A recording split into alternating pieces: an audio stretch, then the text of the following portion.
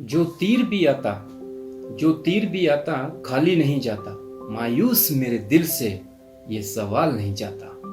BK studio से विनोद कुमार एक बार फिर हाजिर हूं छोटी सी कहानी लेके।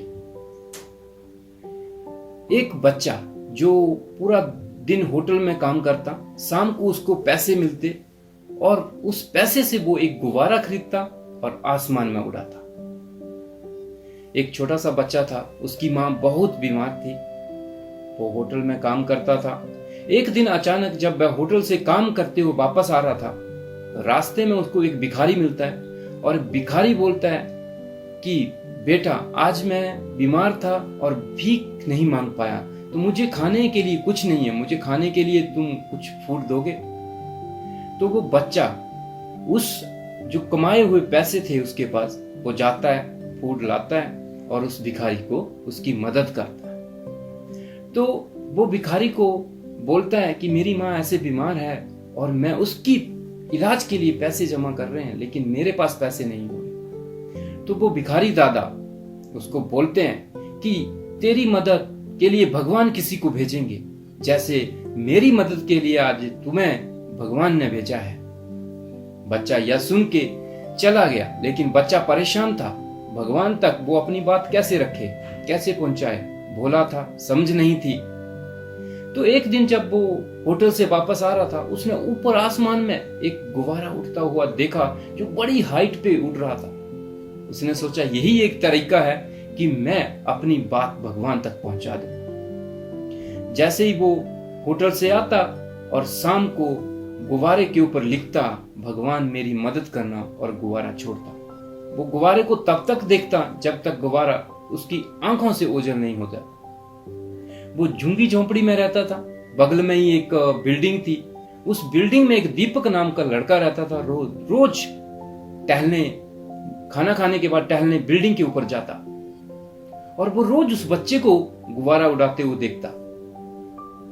तो एक दिन वो अपने दोस्त से बात करते हुए लेट हो गया और जब वो छत पे गया तो उसे वो बच्चा नहीं दिखाई दिया और आसमान पे देखने लगा कि हो सकता है बच्चा गुब्बारा उठा के चला गया हो, लेकिन गुब्बारा भी नहीं दिखाई दिया। तो दीपक की नजर उसके बिल्डिंग के ऊपर पानी की टंकी के ऊपर पड़ी, वहां पे गुब्बारा लटका हुआ था। अब दीपक उस टंकी के ऊपर चढ़ा, गुब्बारा उतारा तो गुब्बारे पे लिखा था, हे भगवान, मेरी मां की इलाज के लिए किसी को भेज देना।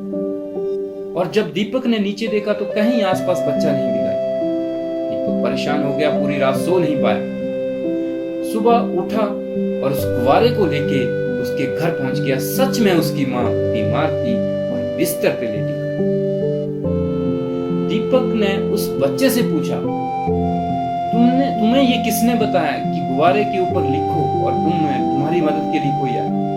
तो उस बच्चे ने वो भिखारी दादा वाली स्टोरी सुनाई कि मेरे को भिखारी दादा ने बोला था कि ऊपर वाला किसी को भेजेगा, इसलिए मैं रोज गुब्बारा उठाता ताकि भगवान तक मेरा मैसेज पहुंच जाए और कोई आए।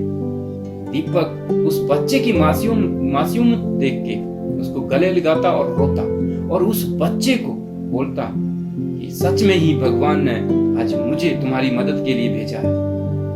दीपक उसकी मां का पूरा इलाज करवाता हो और उसको स्कूल में भी भर्ती करवाता। दोस्तों, छोटी सी कहानी है, लेकिन हमें एक सीख मिलती है।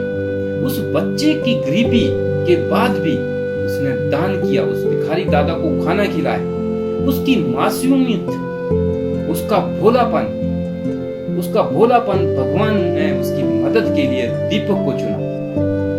दोस्तों, जब भी भगवान किसी को चुनते हैं किसी की मदद के लिए, उसके पीछे कोई ना कोई लॉजिक, कोई ना कोई रीजन होता है।